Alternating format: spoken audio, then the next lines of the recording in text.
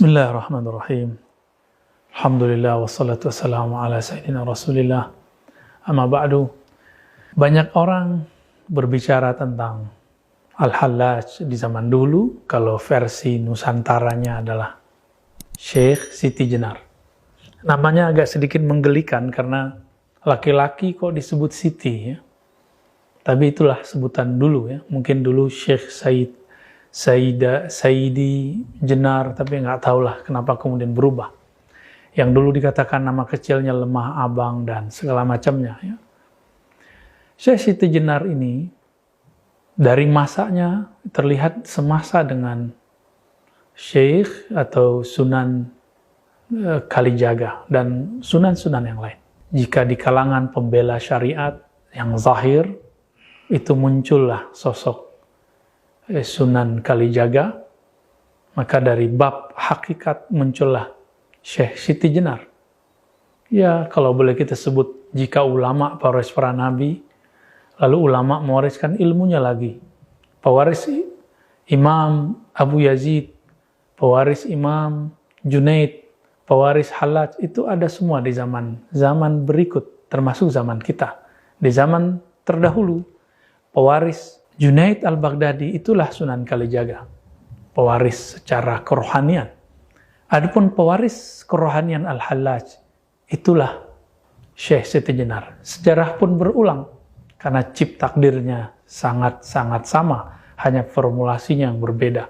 Kemudian muncullah kalam-kalam yang menunjukkan kalam-kalam mabuk bertuhan, mabuk cinta kepada Allah, mabuk dalam keahadian Allah, keesaan Allah Subhanahu wa taala. Teman-teman, kan Allah dalam bab akidah, alam semesta ini disebut mungkinul wujud. Wujudnya mungkin.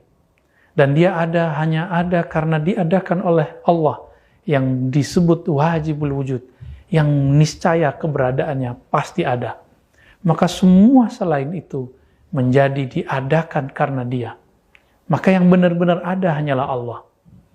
Inilah yang disebut oleh pendahulu imam wujudiyah, namanya Imam Ibn Arabi dengan Al-Wujud Al-Mutlaq. Al-Wujud Al-Mutlaq ini, jika seseorang memahaminya dengan jalur kerohanian seperti Al-Hallaj dan Syekh Siti Jenar, maka yang terjadi, tidak ada kata aku, tidak ada alam, yang ada hanya Allah, Sang Pencipta. Alam ini dianggap semu dalam bab ahadiyah tersebut.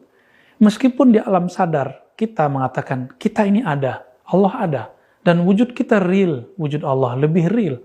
Tapi oleh mereka yang sedang mabuk cinta dalam ahadiyah keesaan Allah, hanya Allah semata. Mirip-mirip seorang yang kasmaran. Dia hanya melihat kekasihnya saja yang paling cantik, paling indah, paling gagah. Maka di saat itu, kemanapun dia memandang, yang terbayang adalah wajah kekasihnya. Seperti cerita Laila dan Majnun. Majnun memandang tembok pun yang muncul wajah Laila. Apalagi melihat siapapun. Sahabat yang melakukan Allah, Syekh Siti Jenar, kemudian sebagaimana Al-Hallaj, mengatakan hal yang mirip. Mengatakan, jika Al-Hallaj mengatakan, di dalam jubahku adalah Allah, tiada kecuali Allah, maka Syekh Siti Jenar lebih dahsyat lagi. Di dalam dirinya hanya Allah. Wujudku adalah wujud Allah. Itulah Syekh Siti Jenar. Inilah cerita awal kenapa muncul satu zikir, satu wirid yang disalahgunakan oleh orang kebatinan. Wujud ingsun atau zat ingsun, zat Allah. Sifat ingsun, sifat Allah. Nama ingsun, nama Allah. Ini kalam tidak boleh dilafazkan kecuali orang sedang mabuk. Orang mabuk tidak dikenakan hukum syariat karena dia mabuk sampai kesadaran dia kembali. Tapi beberapa orang-orang yang melanggar kaedah ini, melanggar dharma, kaedah seorang pezikir perindu kepada Allah, dia membacanya sebelum dosis itu dibolehkan kepadanya. Maka yang terjadi, muncullah kelompok wujudiyah. Di tahun 1400-an, 1500-an, 1600-an, 1700-an, itu kemudian terjadi pergolakan dahsyat di Nusantara. Maka muncul nanti ada Hamzah Fansuri, Syamsuddin Sumatrani, kemudian juga Nuruddin Araniri. Semuanya berbicara itu. Dan puncaknya itulah Syekh Siti Jenar. Apakah kemudian Sunan Kalijaga mengkafirkannya? Kita belum menemukan satu nas, satu teks, satu riwayat dalam kitab-kitab baik yang berbahasa Pegon ataupun bahasa yang aksaranya Hanacaraka yang sampai kepada kita bahwa Sunan Kalijaga mengkafirkannya. Tidak. Tapi seperti dulu Imam Al-Junaid mengatakan kepada Hallaj, wahai Hallaj, ya Aba Mansur, la yaqta'uka ila dam. Tidak ada yang bisa menghentikanmu, wahai Hallaj, kecuali hukum pancung, yaitu darah yang diteteskan. Dan itu sangat mengerikan sekali. Ajaran ini belakangan dibahasakan secara lokal. Disebut dengan ahadiyah itu manunggaling. Manunggaling keesaan Allah, kesatuan Allah. Ya. Tidak ada yang bersatu, hamba tidak bersatu dengan Allah. Kenapa? Hamba dianggap tidak ada. Maka manunggaling jangan diartikan Syekh Siti Jenar bersatu dengan Allah. Kenapa? Yang wujud cuma Allah. Syekh Siti Jenar hanya bayang-bayang. Tapi orang-orang yang kemudian lancang menerjemahkan ajaran Syekh Siti Jenar, kemudian mengatakan Syekh Siti Jenar mengajarkan persatuan dengan Allah.